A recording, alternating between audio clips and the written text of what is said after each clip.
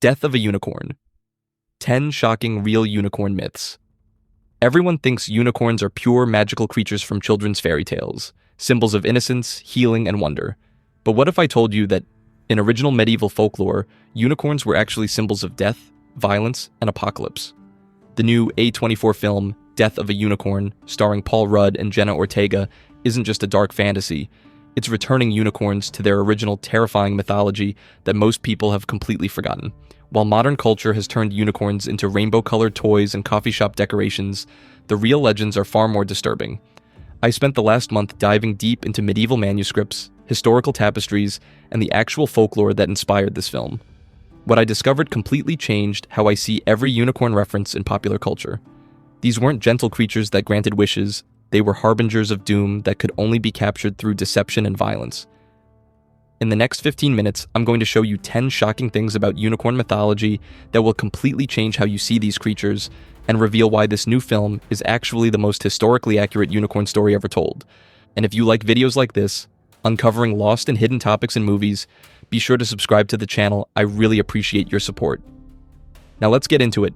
10 shocking unicorn myths that were explored in this very fun horror comedy, Death of a Unicorn. 1. Unicorns were originally symbols of death, not purity.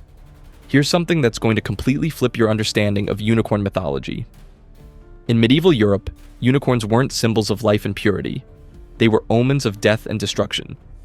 The earliest unicorn legends described them as fierce, untamable beasts whose appearance meant that someone important was about to die. They weren't gentle creatures that healed the sick. They were harbingers that appeared before plagues, wars, and the fall of kingdoms. Medieval bestiaries, the animal encyclopedias of the time, describe unicorns as exceedingly fierce creatures that would rather die than be captured alive.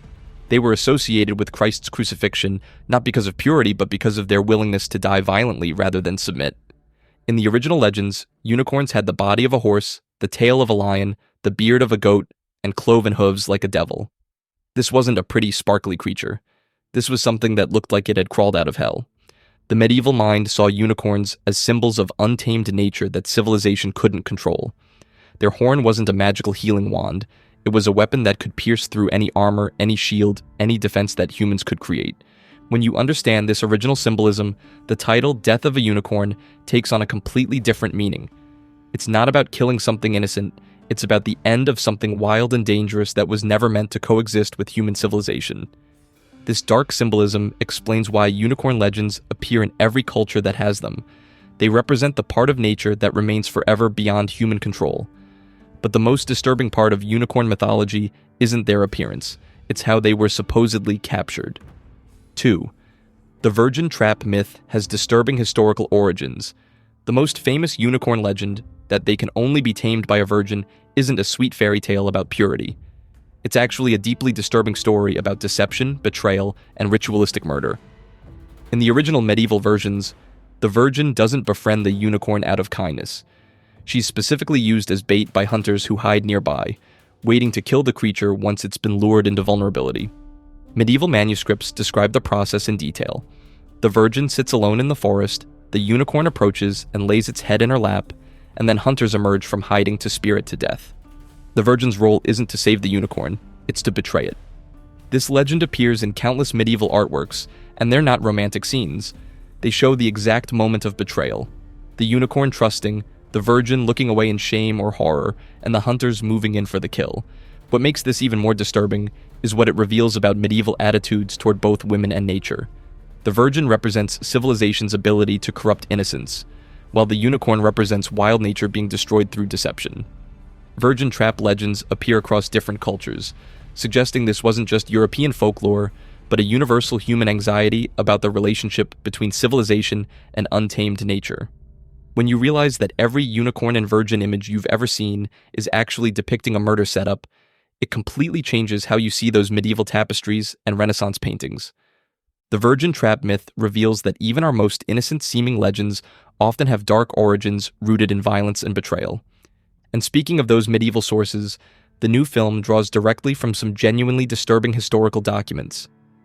3. The movie uses real medieval unicorn hunting manuals. What if I told you that medieval Europeans were so convinced unicorns were real that they wrote detailed instruction manuals for hunting and killing them? Death of a Unicorn isn't just inspired by folklore. It's based on actual medieval hunting guides that provided step-by-step instructions for tracking, trapping, and butchering unicorns. These weren't fantasy novels, they were practical manuals written by people who believed they were documenting real hunting techniques. The most famous is the Livre de la Chasse, the Book of the Hunt from the 14th century, which includes detailed chapters on unicorn hunting alongside instructions for hunting deer, boar, and other real animals. The authors saw no distinction between hunting unicorns and hunting any other dangerous creature. These manuals include illustrations showing the proper way to approach a unicorn, the best weapons to use, and even diagrams of unicorn anatomy showing where to strike for a quick kill. They're disturbingly practical and methodical. What's fascinating is how specific these instructions are. They describe the unicorn's behavior patterns, its preferred habitats, the times of day it's most vulnerable, and the seasonal patterns of its movements. This level of detail suggests people genuinely believed they were documenting real animal behavior. The film's production team consulted these actual medieval sources, which is why the unicorn in the movie behaves more like a wild animal than a magical creature. They're following medieval eyewitness accounts of unicorn behavior.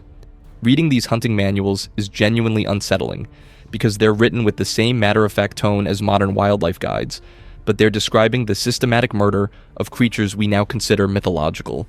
The existence of these manuals proves that medieval people didn't see unicorns as mythical. They saw them as real, dangerous animals that needed to be hunted to extinction. But the most disturbing evidence of this systematic hunting appears in medieval art that most people see as beautiful. 4. Medieval tapestries show unicorns being brutally murdered.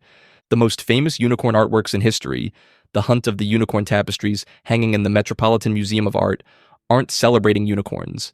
They're documenting their systematic extermination. These tapestries, which most people think are beautiful medieval art, actually show the step-by-step process of hunting down and killing a unicorn. Each panel depicts a different stage of the hunt, culminating in the creature's brutal death. In the tapestries, you can see the unicorn being chased by dogs, cornered by hunters, speared multiple times, and finally killed. The artists didn't shy away from showing blood, wounds, and the creature's obvious suffering. This isn't romanticized, it's documentary violence. These tapestries were commissioned by wealthy nobles to hang in their castles, suggesting that unicorn hunting was seen as a prestigious activity worthy of artistic commemoration. Killing a unicorn was apparently something to be proud of. The final tapestry shows the dead unicorn being brought back to a castle where it's presumably going to be butchered for its valuable parts.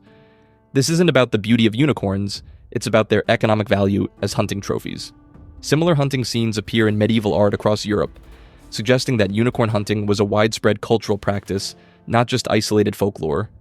When you see these tapestries in museums, they're usually presented as examples of medieval craftsmanship and unicorn mythology. But when you understand what they're actually depicting, they become evidence of systematic mythological genocide. The fact that these violent scenes were considered appropriate decoration for noble homes reveals how normalized unicorn hunting had become in medieval society.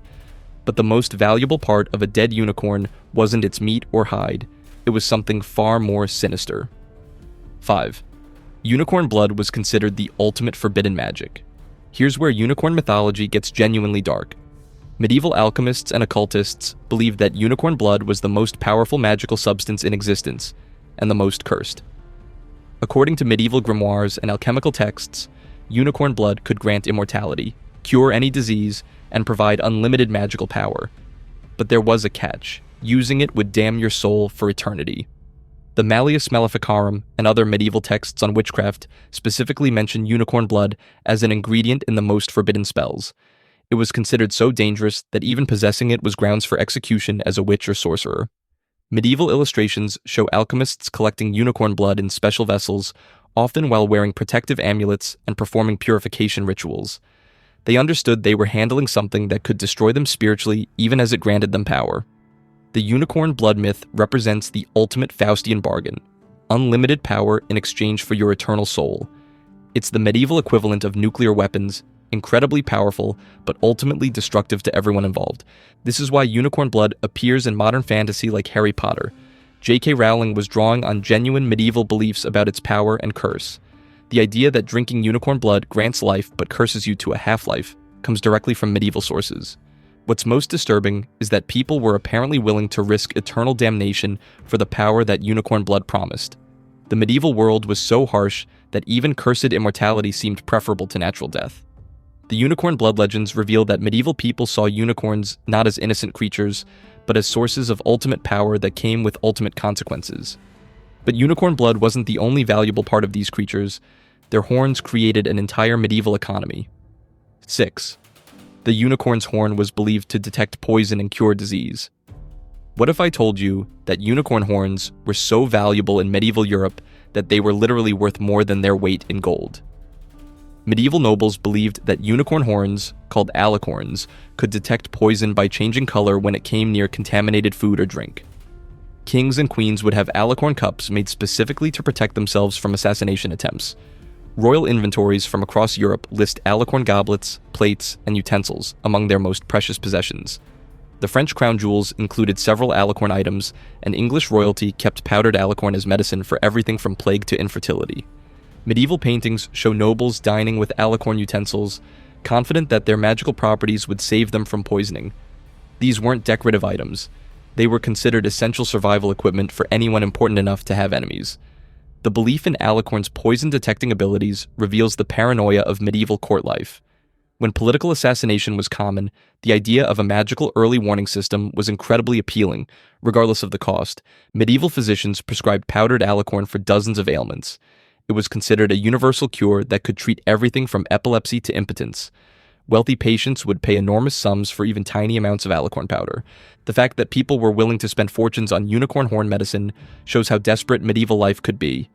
When conventional medicine was largely ineffective, magical solutions seemed worth any price. The alicorn trade created such demand for unicorn horns that it may have contributed to their supposed extinction. People hunted them not just for sport, but for economic survival. But here's the thing about all those valuable unicorn horns. Most of them weren't from unicorns at all. 7. Narwal tusks were sold as unicorn horns for centuries. Here's one of history's most successful con games. For over 400 years, European merchants sold narwal tusks as genuine unicorn horns, creating a massive black market based on a lie that everyone wanted to believe. Those priceless alicorn goblets owned by kings and queens, they were made from narwal tusks harvested from the Arctic. The unicorn horn trade was actually a narwal tusk trade, but nobody wanted to admit they'd been buying whale teeth instead of magical artifacts. Danish and Norwegian merchants made fortunes selling narwal tusks to southern European nobles who had never seen a narwal and couldn't tell the difference. The tusks had the right spiral shape and ivory-like appearance that matched medieval descriptions of unicorn horns. When you see medieval alicorn artifacts in museums, you're looking at narwal tusks. The distinctive spiral pattern, the length, the coloration, it all matches narwal anatomy perfectly, but medieval Europeans had no way of knowing this. What's fascinating is that this deception worked so well because people wanted to believe in unicorns. Even when presented with evidence that their alicorns came from whales, many nobles preferred to maintain the magical explanation. The narwal tusk trade was so profitable that it funded entire Arctic expeditions. Hunters would brave dangerous polar conditions to harvest tusks that could be sold for the equivalent of millions of dollars in today's money. The success of this centuries-long con reveals something important about human nature. We're willing to pay enormous prices for things that confirm our beliefs, even when evidence suggests those beliefs might be wrong. The narwal tusk trade proves that the medieval unicorn economy was built on deception, but it was deception that everyone involved had reasons to maintain. But European unicorn legends weren't the only dark mythology surrounding these creatures. 8. Unicorns in Celtic mythology were harbingers of apocalypse. While medieval Europeans saw unicorns as dangerous but huntable creatures, Celtic mythology took the darkness even further, describing unicorns as harbingers of the end times. In Irish and Scottish folklore, unicorns didn't just appear before individual deaths, they appeared before the collapse of entire civilizations. Their presence meant that the natural order was breaking down and chaos was about to consume the world.